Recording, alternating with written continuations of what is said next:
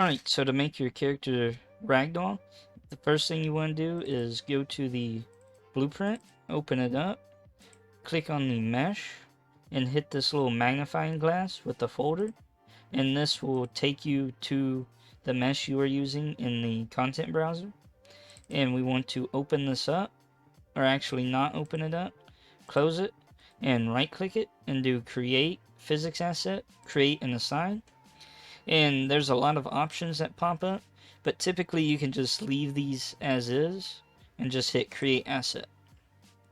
And as you can see, a physics asset pops up, and if we come over here and we hit simulate, you notice it falls to the ground.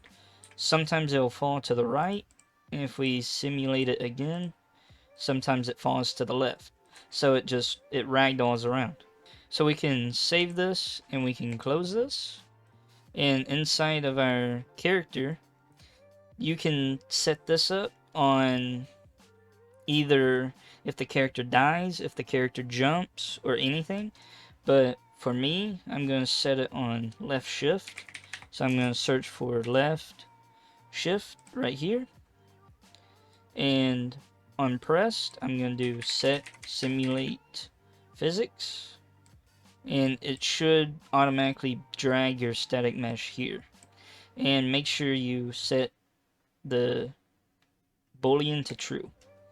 Alright, so next we have to come over here to the mesh and scroll down to its collision preset and make sure you set it to ragdoll right here.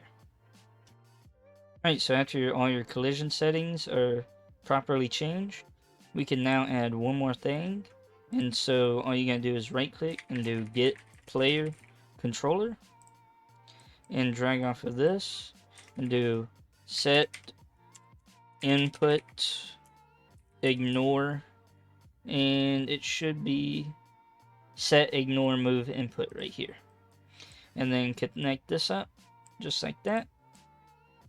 And what this will do is it will just make it where we can still move the camera around, but we can't use WASD anymore.